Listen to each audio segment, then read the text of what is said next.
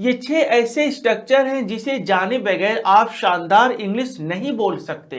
शानदार इंग्लिश बोलना तो छोड़िए, आप टूटी फूटी इंग्लिश भी नहीं बोल सकते, क्योंकि ये सभी स्ट्रक्चर्स हमारे लिए बहुत इंपॉर्टेंट है। यानी इंग्लिश बोलने के लिए आपको सीखना पड़ेगा कि टू बी फॉर्म यानी इज, एम, आर या वॉज वर्ड के साथ कब हमें बोलना चाहिए एक नाउन और कब हमें बोलना चाहिए एक एडजेक्टिव, कब हमें बोलना चाहिए इन्फिनेटिव और कब हमें बोलना चाहिए आईएनजी फॉर्म, कब हमें बोलना चाहिए थर्ड फॉर्म और कब हमें बोलना चाहिए बीइंग प्लस वर्ब का थर्ड फॉर्म। ये 6 ऐसे स्ट्रक्चर्स हैं जो अलग अलग कंडीशन में, अलग अलग हालात में इस्तेमाल किए जाते हैं। तो आइए एक एक करके इन सभी के बारे में समझे ताकि आपको कोई कंफ्यूजन ना रहे।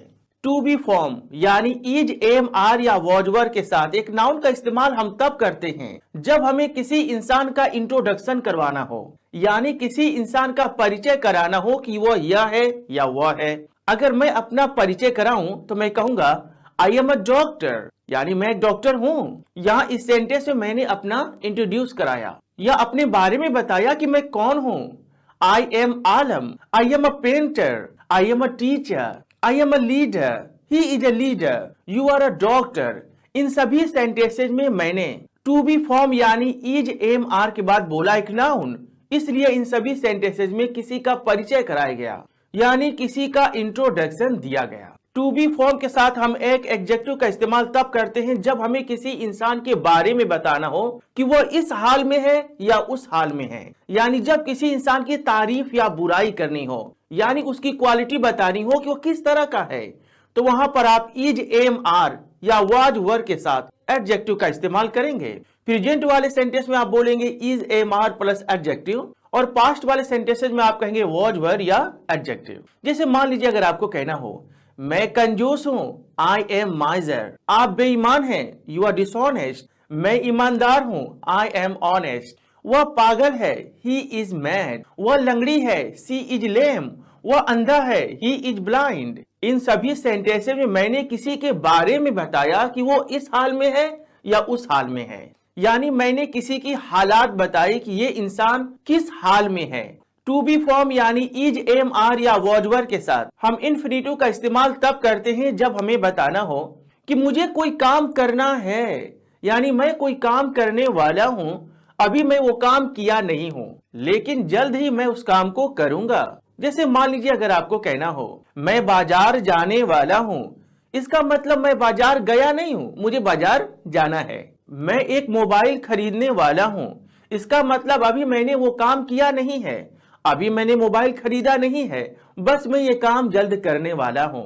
वह आने वाला है, मतलब वो आया नहीं है लेकिन जल्द ही वो आ जाएगा। तो इस तरह के सेंटेंसेस जहां आप कहते हैं जल्द ही कोई काम होने वाला है, यानी वो काम अभी हुआ नहीं है, बस होने वाला है, इस तरह के सेंटेंसेस को बोलने के लिए टू बी फॉर्म के साथ यानी इज, एम, आर या वॉज वर्ड के साथ आप बोलेंगे इन्फिनेटिव। जैसे वह मरने वाला है, ही इज टू डाई, वह आने वाला है, ही इज टू कम, मैं एक मोबाइल खरीदने वाला हूँ, I am to buy a mobile, वह एक नौकरी पाने वाला है, he is to get a job. आप इस वीडियो को लाइक करने वाले हैं, you are to like this video.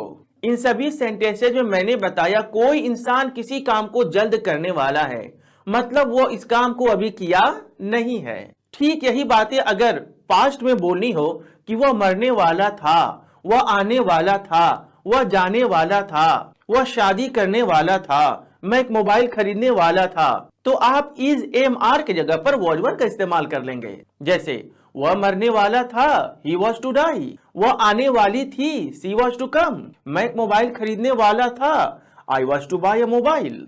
To be form यानी इज, एम, आर या वॉज वर्ड के साथ हम आईएनजी फॉर्म का इस्तेमाल तब करते हैं जब हमें इस तरह के सेंटेंस बोलना हो जहां हम कहते हैं कोई काम चल रहा है या जारी है, यानी अगर कोई काम अभी जारी है, चल रहा है, तो वहां बोलते हैं is, am, are plus ING form. जैसे अगर मम्मी खाना पका रही है तो अभी खाना पक रहा है, खाना तैयार नहीं हुआ है। अगर कोई लड़का होमवर्क कर रहा है तो अभी उसने होमवर्क पूरा नहीं किया है, अभी वो उसी काम में बिजी है। तो जब आपको इस तरह के सेंटेंस बोलना हो जहां आप कहते हैं कोई इंसान किसी काम में अभी लगा हुआ है, अभी वो काम कर रहा है, उसने अपनी काम मुकम्मल नहीं किया, तो यहां पर आप इजारम के साथ आईएनजी फॉर्म का इस्तेमाल करके अपने सेंटेंसेस को बोलेंगे।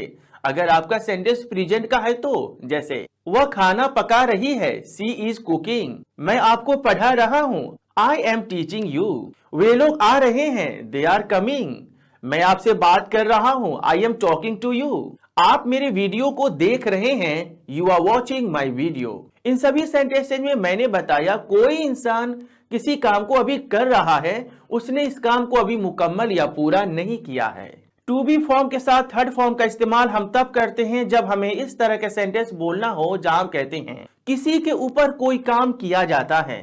यानी यह स्ट्रक्चर पैसिव वॉइस का है जहां हम बताते हैं कि किसी इंसान के ऊपर या किसी चीज के ऊपर कोई काम हो रहा है। काम कौन कर रहा है ये हमें मालूम नहीं होता है। जैसे मान लीजिए अगर आपको कहना हो मुझे पीटा जाता है, बच्चों को पढ़ाया जाता है, पेड़ काटे जाते हैं, नए पेड़ लगाए जाते हैं। यहाँ मैंने बताया किसी इंसान के ऊपर कोई काम किया जाता है। इस तरह के सेंटेंस को बोलने के लिए सबसे पहले आप बोलेंगे सब्जेक्ट, फिर आप कहेंगे इज एम आर, फिर आप बोलेंगे वर्ब का थर्ड फॉर्म।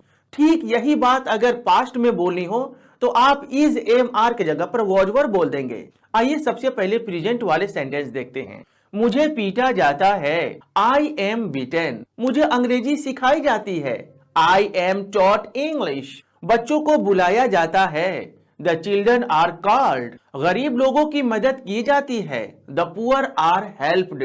यहाँ बच्चों को नहीं डांटा जाता है, the children are not scolded here. इन सभी सेंटेंसेज में मैंने बताया किसी के ऊपर कोई काम किया जाता है, इसलिए सबसे पहले मैंने बोला सब्जेक्ट, फिर मैंने बोला इज एम आर, उसके बाद मैंने बोला वर्ब का थर्ड फॉर्म। ठीक यही बात अगर आपको पास्ट में बोलना हो, जैसे मेरी मदद की गई, आई वॉज हेल्प्ड। राजू को 100 रुपये दिए गए, राजू वॉज गिवन 100 रुपीज। इन सभी सेंटेंसेज में मैंने बताया किसी इंसान के ऊपर या किसी के ऊपर कोई काम हुआ।